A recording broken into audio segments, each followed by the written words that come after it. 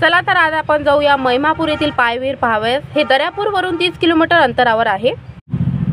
वराड माझा news channel team आज महिमापूर पायविहीर येथे पोहोचत आहे व त्यासोबतच तेथील पायविहिरीचे माहिती घेणार आहे। आता आपण दर्यापूर मधून निघालेलो आहे आणि बरीचशी गावे खेडेपाडे इथे आपल्याला लागलेले आहेत। दर्यापूर वरून आशेगाव रोडनी बरीचशी छोटी मोठी खेडेगावे आपल्याला लागलेले आहे आणि समोरच गडासांगवीच्या समोरच महिमापूर पायविहीर स्थित आहे। चला तर आपण जाणून घेऊया पायविहिरीबद्दल। वराड माझा न्यूज करिता रवी नवलकार सोबत श्रद्धा रॉबिन्सन, दर्यापूर।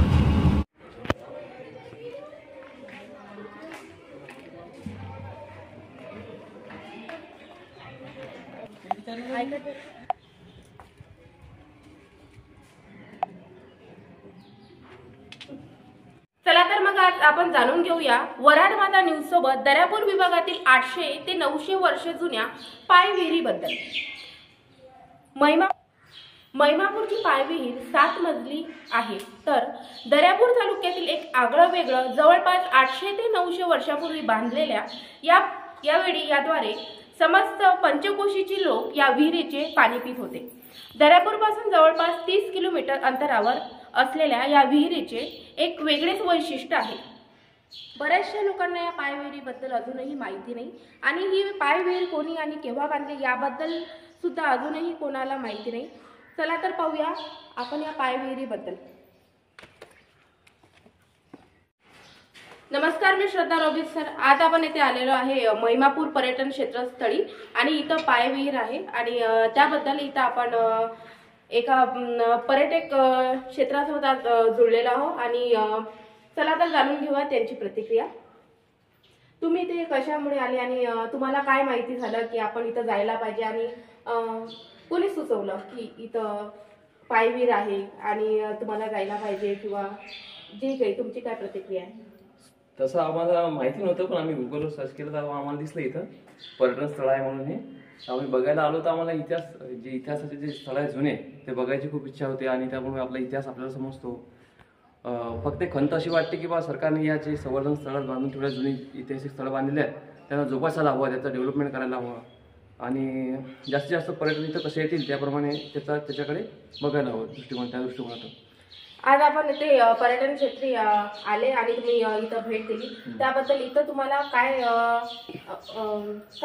प्रोग्रेस करावीशी वाटते? म्हणजे तुम्हाला याबद्दल अजून काही काय सांगू शकता की सरकारने याकडे काय करायला पाहिजे आणि कसं सपोर्ट करायला पाहिजे? एवढी छान बांधलेली आहे ताई, एवढ्या जुन्या काळामध्ये बांधलेली आहे, खूप चांगल्या प्रकारचं आर्किटेक्चर तयार केलेलं आहे। आपण बघू शकतो, खूप बघायला खूप छान वाटते। हे आताच्या इंजिनिअरला एवढं डिफिकल्ट जाईल आणि हे जे बांधलेलं आहे यामुळे बघून असं वाटते, फील होते मनाला की खरंच खूप जुन्या काळी आपले राजे जेवून गेले, किती सुपर त्यांची आर्किटेक्चर होतं, त्यांचं इंजिनिअरिंग किती छान होतं। पण सरकारने असे यांचे जे संवर्धन स्थळ आहे यांना जोपासायला हवं एवढंच वाटतं। दादा, तुम्ही कुठून आणि कशाने आला तिथे? आम्ही तसे प्रॉपर नांदुराचे आहोत, बुलढाणा जिल्ह्याचे। इथे सासरवाडीला आलो होतो अंजनगाव सुधीला आणि इथे मग फिरायला आलो, स्वतःच्या कारणे आलो ना। छान। ताई, तुम्हाला काय वाटतं इथे येऊन तुम्हाला कसं वाटलं? खूप छान वाटलं।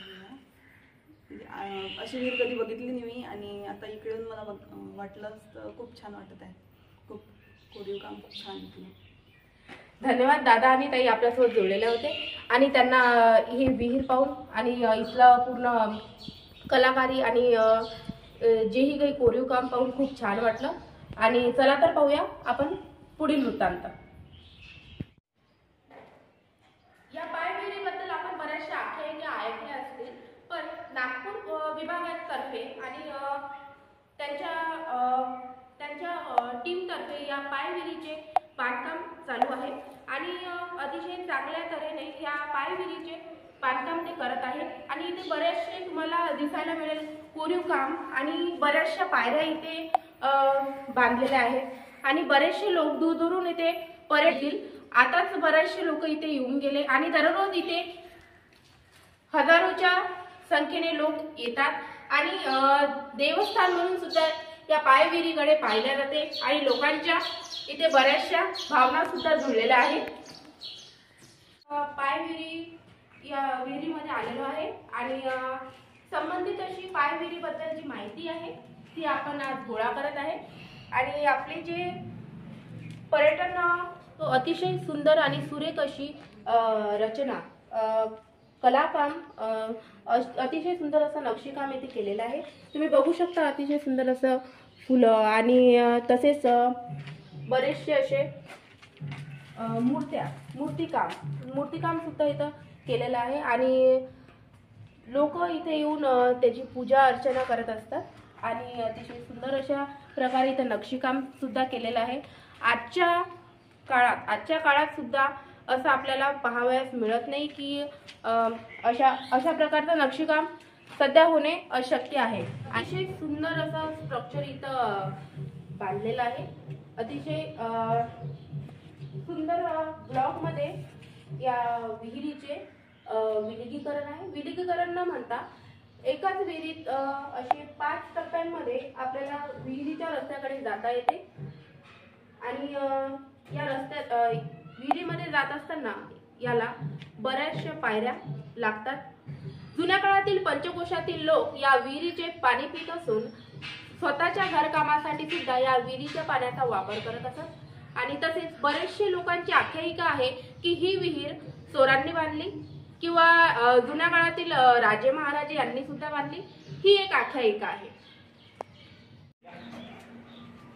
आपण पाहू शकता बरेचसे लोक आता सुद्धा दर्शनासाठी जात आहेत आणि